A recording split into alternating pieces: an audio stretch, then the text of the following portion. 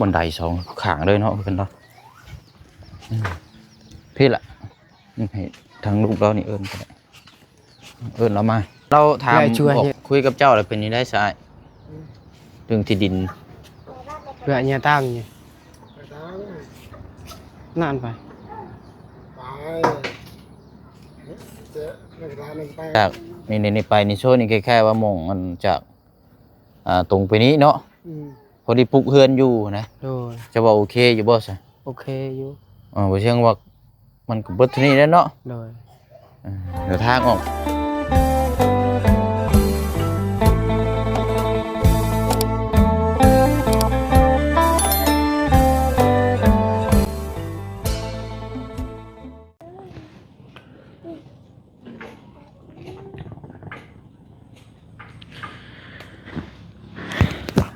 มาต่อกันอีกสำหรับทาง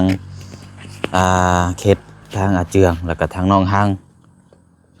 ได้พูดเลยคุยไปถามเบิ่งน้ำกันเนาะสำหรับที่ดีที่ทางพี่น้องเนาะมีแต่ว่าเฮาสิไปเอาคำตอบน้ำกันบาดนี้เนาะทางข้าเจ้า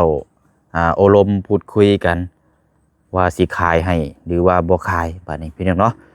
เดี๋ยวสิมาเอาทางอาเจืองเนาะไปเบิ่งน้ำกันรุ่นคำตอบน้ำกันอีกสำหรับทางที่ดินแปลงที่สี่เนาะพี่น้องหลายคนอาจจะเห็นแล้วพี่น้องเนาะที่ดินที่ทางผู้เชี่ยวบุกไปทำแต่ละบ้านแต่ละหลังเนาะสุดท้ายกันนี่แหละพี่น้องเดี๋ยวเพิ่นให้คำตอบเฮาเนาะมื้อนี้ก็สิไปเอาคำตอบน้ำกันเอาเนาะภาพมาโหลดป้าผุดพี่น้องทางน้องฮังมื้อนี้สงสัยสิบุกป่าดือดงแต่เช้าอันนี้เบิ่งนี่เนาะยัดไปหาหน่อไม้แต่เช้ามื้อนี้พี่น้อยเนาะเอาเนาะพี่น้อยติดตามนำกันอีกสำหรับทางที่ดินที่ทางเนาะสำหรับทางบ่เชื่อนี่ว่าอยากให้ได้ที่ดินทางน้องเพิ่นนี่ก่อนสิ้นเดือนนี้พี่น้อยเนาะยังไงก็ขอภาวนาให้ทางน้องเพิ่นได้ที่ดินมื้อนี้พี่น้องเนาะแล้วก็เบิ่งนำกันเนาะก็บ่ได้อยากได้กว้างหรอกพี่น้องเนาะเอาพอดีปลุกบ้านพื้นซานได้เนาะกว้าง12หรือว่ายาว15นี่ก็ได้นะพี่น้องเนาะพอได้ปลุกสร้างพื้นซานได้เนาะถ้าเอากว้างยาวแล้วก็คือว่าในพี่น้องเนาะงบราคามันก็สูงคือเฮาฮู้จักกันนั่นแหละเนาะขณะที่หม่องเหี่ยวบางอย่างยังราคาแพงนะพี่น้องเอากระรุ่นน้ำกันเนาะพี่น้องเนาะเฮาว่าเองบ่ได้หรอกพี่น้องมีแต่ว่าไปเบิ่งตัวจริงน้ำกันเนาะกับทักทายสบายดีและสวัสดีพ่อแม่พี่น้องเบิดสุขุสุคนนะพี่น้องเด้อเนาะพบเจอกันอีกคือเก่าคือเดิมเนาะเอากันนี่แหละพี่น้องมารุ่นมาส้มเบิ่งน้ำกันเนาะเดี๋ยวสิให้ทางอาเจืองนะพี่น้องย่างไปเบิ่งน้ำกันทางเฮือนที่เฮาเมื่อวานนี่แหละเนาะทำตีดินที่ทางโอ้เนาะเป็นอยู่ใดอันนี้เนาะทางน้องฮังเอาเนาะโดยต้มเนาะต้มมันบังบัดนี้เนาะแต่หาแต่จังโมงล่ะไปแต่6 โมงโอ้อันหน่อไม้ช่วงนี้มันก็บ่ค่อยใหญ่เนาะมันน้อยเอาต้มใส่หมูหนึ่งเนาะยัดเข้าไป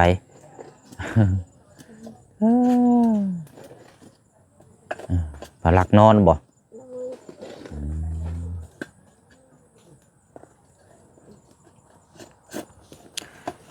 พี่น้องเนาะเบิ่งทางอาเจืองทางหญ้าทางรอนมุกขมุมอยู่แล้วเนาะโอ้ยเนาะหรือว่าจังใดพี่น้องเนาะบุญวัฒนาสิบ่ได้หม่องที่ใหม่บ่พี่น้องเนาะหรือว่าสิได้อยู่หม่องนี้บ่หรือว่าจังใดอันนี้เนาะไปทางน้องเพิ่นกำลังต้มหน่อไม้อยู่ผู้บ่าวน้อยครับผู้เนาะนอนหันหลังขมั่มอยู่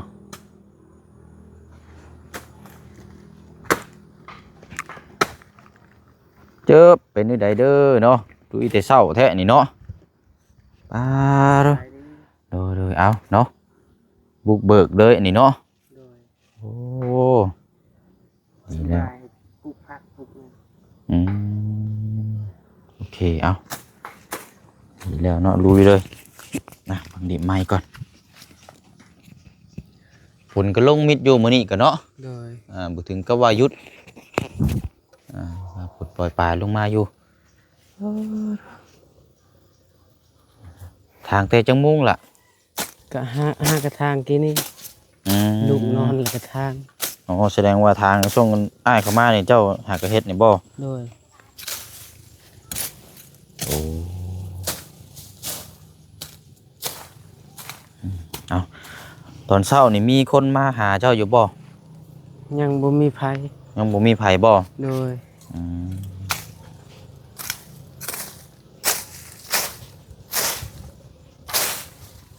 คือว่าทีมงานก็ว่าสิกลับบ้านมื้อนี้ได้พี่น้อยเจ้าว่าสิเดินทางกลับบ้านมื้อนี้ก่อนว่าซั่น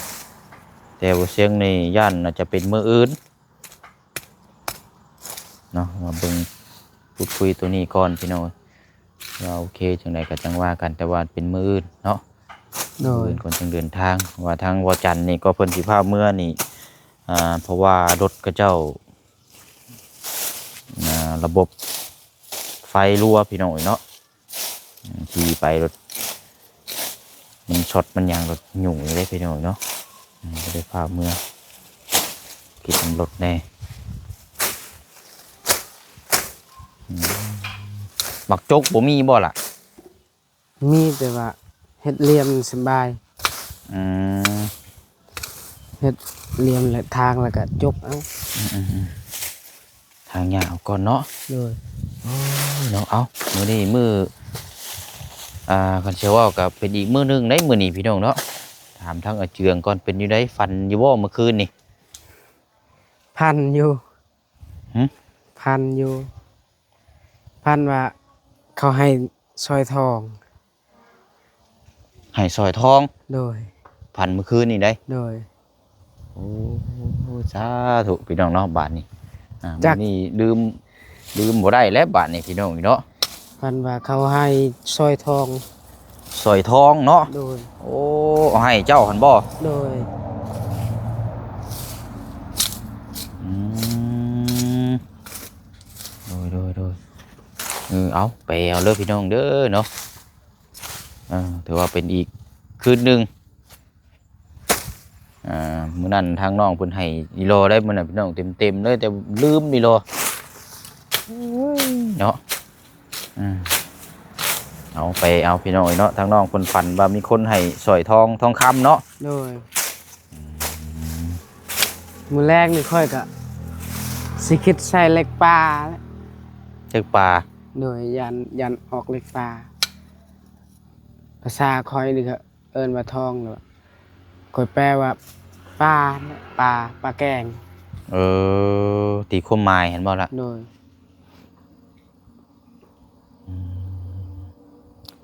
พันเขาให้ทองแล้วก็พันว่าซานแห่โป่งแห่ในหนอง แล้วก็ได้ปลาตัวหนึง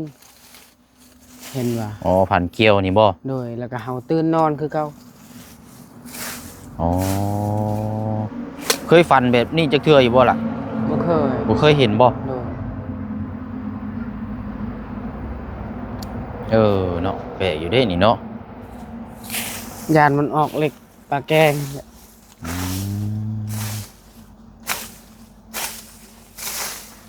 เอาจะรุ่นน้ำกันเนาะ โดย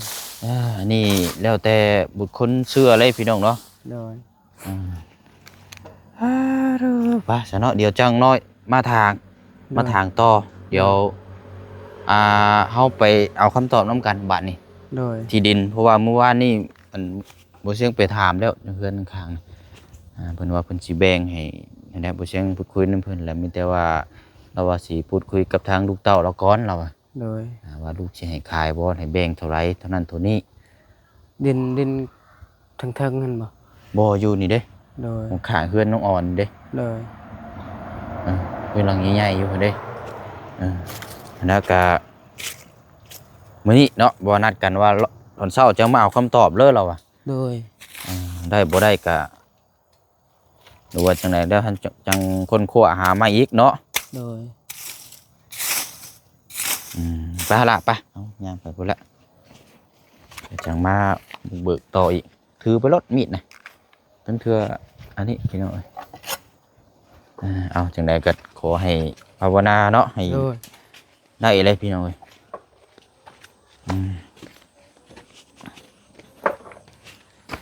ฝั่งน้องห้างนี่ต้มหน่อไม้เนาะโอ้เอาต้มได้หลายเด้อเดี๋ยวสิมาแกะกินน้ำ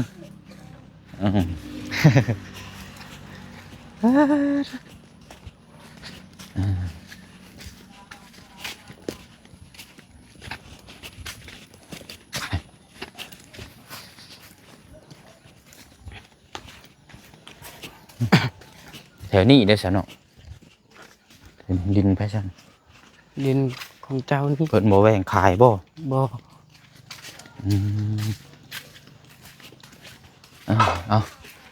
ว่านี่ให้ทางน้องออนพาไปเดี๋ยวนี่แหละพี่น้องมื้อนี้ไปเอาคำตอบน้ำกันอยู่เฮือนบ่เนาะ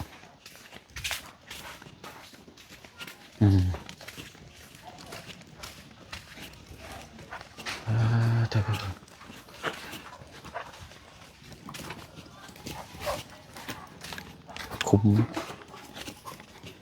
นี่เด้เพื่อนเราดังนี้แหละตามเมื่อวานนี่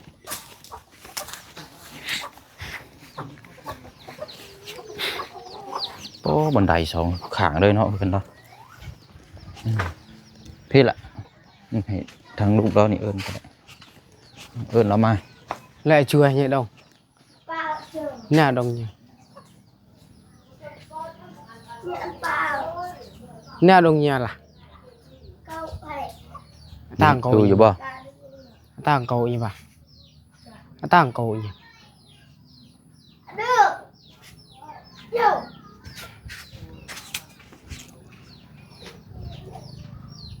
สีคึมๆเนาะโอ้ lại phải gì được ใช่พอเจ้าล่ะ พอไปแล้ว ไปใช่เกาะเรามาจังโมงเรามาจังโมง xi măng còn chủ เชื่อน้ำตาดง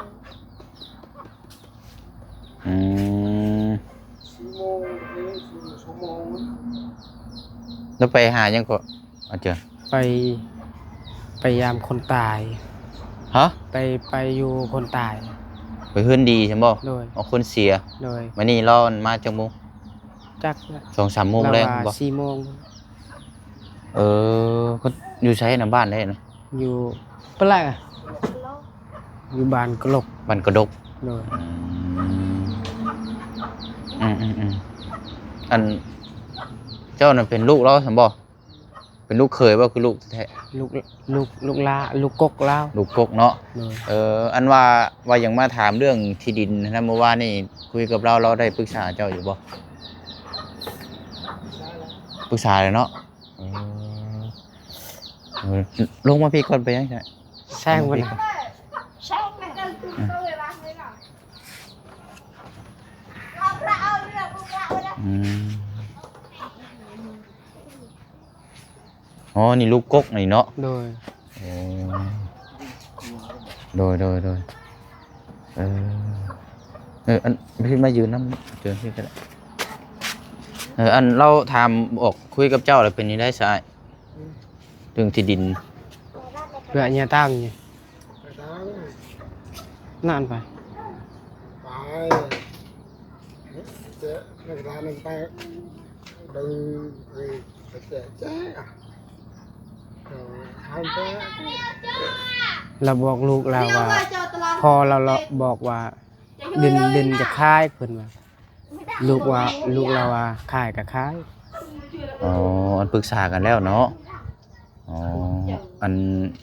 คือเมื่อวานนี่นั่นบ่เสียงนั้นมาหาเนี่ยพบเจอแล้วพอดีไปหาเดี๋ยวเฮาย่างไปก็ได้ในหมองที่ดินหมองที่ว่าคุยกันเมื่อวาน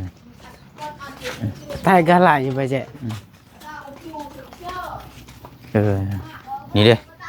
นี่โชนนี่อาเจิงนี่ต่อจากนี่ไปนี่โชนนี่แค่ว่าหมองมันจาก ตรงไปนี้เนาะ อืม พอดีปลูกเฮือนอยู่นะ โดย จะว่าโอเคอยู่บ่ซะ โอเคอยู่ บ่เชิงว่ามันก็เบิดเท่านี้แล้วเนาะ โดย เดี๋ยวทางออกทางเข้าออกไปนี่ได้เนาะ ได้ แนวเนาะทางออกทางเข้าไปปลูกเฮือนพอได้อยู่นะประมาณ6หลังแล้วก็สิมีหม่องพอได้อันนี้ แต่ว่าอันเรามาพี่ก็ได้อันว่าอันเราบอกว่าปรึกษากันก็คือขายเนาะ โดย อ๋อโอ้ขายอีดอกใส่พี่น้องเอ้ยกวงยาวเท่าไรก็แค่นี้เฮาทางแล้วเอาพังลักวัดเพิ่งน้ำกันบัดนี้เนาะ โดย ว่าสิราคาเท่าไร ให้พอเรามาก่อนจึงทางได้ ถ้าไปแต่จังมุ่ง ไป9 โมงแล้ว อื 9 ม โมง คือว่าแล้วว่าวันนัดเราแต่เช้าวันเฮาวันมาก็ประมาณนี้มันก็10 โมงเลยเนาะ โดย มันก็มีเวียกแน่มีแต่ว่าเฮาได้คำตอบจากทางผู้เป็นลูกแล้วก็ว่าสิขาย โดย แล้วเฮาจังว่านัดก็พอเราอีกทีหนึงแล้วก็เบิ่งนํกันว่า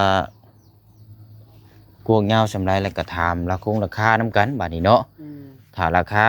บ่แพงพอพังพอซื้อให้ได้เฮาก็สิซื้อบัดนี้เนาะถ้าว่าแพงมันบ่สมกับที่เฮาซื้อก็เฮาก็ขอถอยแล้วเนาะคือเฮาฮู้กันนั่นแหละการซื้อกันอันนี้พอหนึ่งมานี่เฮาซอยคนเด้เฮาต่างคนต่างซอยกันเพราะว่าอยากให้ทั้งอาเจืองอะไรมาอยู่ใกล้ๆกันอยู่โซนฝั่งนี้ โดย อยู่น้ำกันนั่นแหละลงไปนี่ก็เป็นห้วยเป็นห้องเนาะหาอยู่หากินอยู่นี่ใกล้ๆนี่เพราะว่าหนึ่งไม้ก็ห่างจากอันนั้นพุ่นนี่ก็บ่ได้นั่นปานใดของปลูกของพังนี่ก้นไปปลูกหมองไม้ก็ได้อันนี้น่ะนั่งแล้วพวกของเด็กน้อยๆนี่แต่ว่าตัวใหญ่นี่ก็บ่ต้องเพิ่นก็ได้เฮาก็เอาไว้กินหมากกินหยังมันแล้วเฮาก็เบิ่งตัวจริงนำกันเทื่อนึงหั้นแหล้วเนาะถ้าว่ามีการปลูกสร้างปลูกหยัง อันกอไผ่ฮอดกอไผ่เห็นบ่ดินนะครับชุบเจ้าหรือว่ายับไปพุดอีก ตัวลวดเบียงนะ ข้าวเวียงแก่ข้าวเวียงข้าวเรียบร้อยข้าวบ่มีนะ ขากกมุงมีแล้วก็ กุ๊กหมูมีตัวนั้นบ่ล่ะ โดย ตัวไหนหักกลับไปกอไผ่เห็นบ่ โดย อ๋อแล้วก็ดึงเข้ามาพี่เนาะแต่ว่าอยู่โซนข้างในพุ่นก็แม่นคือกันเนาะดุมลงไปอีกหน่อยหนึงนี่เนาะ ก็กล้วยนี่แหละ หากกล้วยมองตะหน้านี้เนาะนั่นก็อาจจะเอาลายยาวมาสิเนาะยาวลงไปพุ่นเบิ่งนํกันอีกเทื่อนึง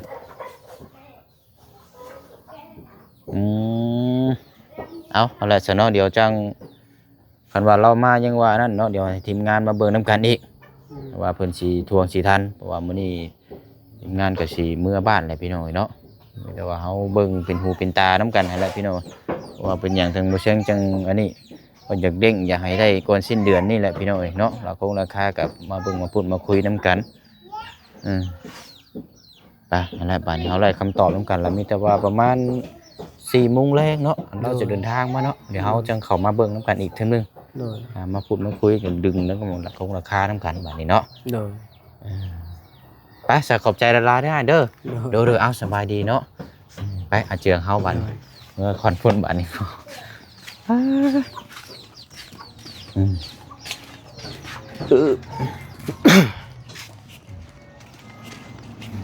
อย่างมานี่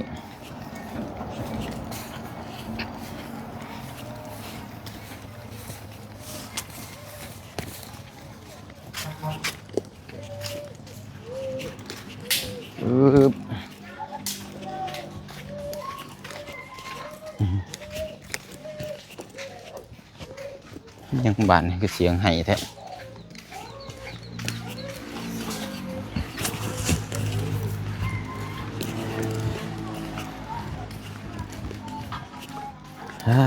ตัว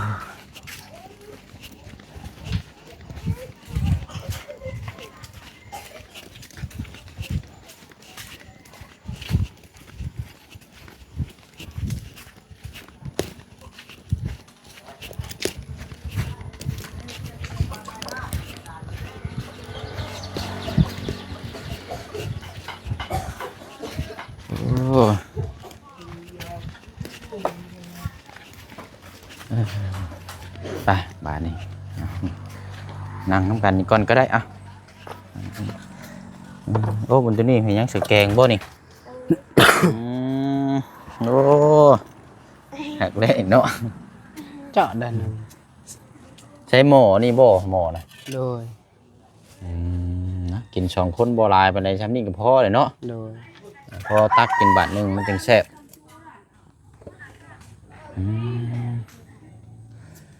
เอาสำหรับทางน้องฮังก็เดี๋ยวคันว่าเรื่องที่ดินที่เฮาไปเบิ่งที่นี่ก็คันว่าเพิ่นโอเคแล้วจังพากันไปเบิ่งบัดนี้เนาะ โดย ทางน้องฮังจะว่าเป็นนี่ได้ซะโอเคอยู่บ่ที่ดินครับ สำหรับข่อยก็โอเคอยู่ยันน้องหังเลยหังนี่แหละ ก็สิบ่มีปัญหาหยังบ้างเนาะเพ โด ราะว่าย มันก็สุดแล้วอยู่หั่นน่ะเนาะ โดย เพราะว่าที่ดินเนี่ยมันเป็นเด้บ่ได้บุกเบิกหยังมากมาย โดย มีแต่ว่าเฮาถางป่าทางหยังก็สามารถปลูกพืชได้เลย โดย แต่มันก็บ่ได้เสียงบหยังมันมากมายนั่นแหละ โดย มีแต่เฮาซื้อที่ดินไปแล้วก็เฮาถางป่าได้เล็กน้อยก็เฮามีงบก็แม่นสั่งไม้สั่งตอกมาก็แม่นปลูกบ้านเรือนซานได้เลยนั่นแหละ โดย มันก็ดีไปอย่างหนึงเนาะ โดย เอาก็ถือว่าเฮาเข้าไปนี่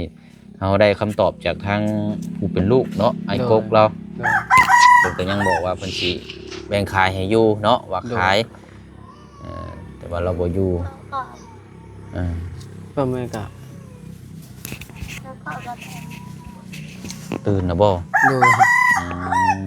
สไปเอาดูคนก็ได้เอาก็มีแต่ประมาณนั้นแหละเนาะรุ่นน้ำกันเพราะว่าทั้งผู้พ่อเรานี่บ่อยู่เราไปเฮือนดีไปบ้านกระดกพุ่นไปงานศพประมาณ4 โมงแรง4 โมงแรงพุ่นเราจังสิเดินทางมาว่าน้ำกัน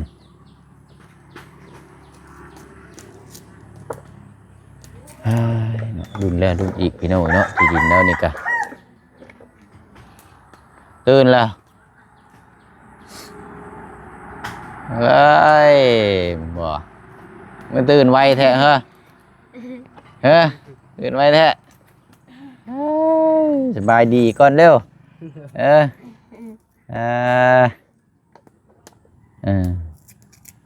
ตื่นสวยได้เจ้านี่เนาะ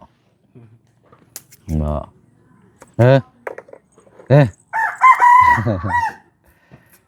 ยิ้มได้เลยนี่บ้านเห็นมีแต่ยิ้มใช่ได้หน้าเรายังบ่ทันนั่นปานใดเอาดีไม้อีกบาทหนึ่งก่อนก็ได้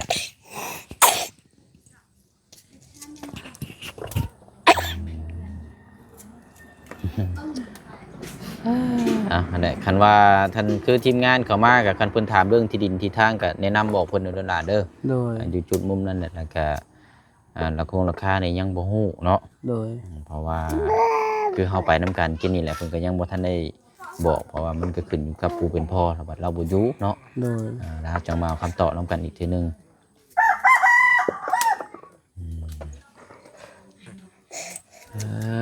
อย่างน้อยเฮาก็ได้ยินว่าเพิ่นสิขายให้พี่น้องแต่ละเฮารุ่นราคานํกันบัดนี้ว่าสิเท่าใดพี่น้องเบิ่งนํกันพิจารณานํกันนั่นแหละ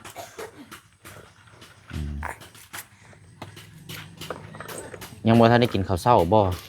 กินแล้วข้าวเช้า แต่รุ่นข้าวเที่ยงนะบัดนี้เนาะ โดย บ่เชียงนี่ยังนะยังบ่ทันได้กินอยู่ลมแท้นี่เนาะ โดย ฝนสิตกค่ำอีกแล้วนี่โอ้ย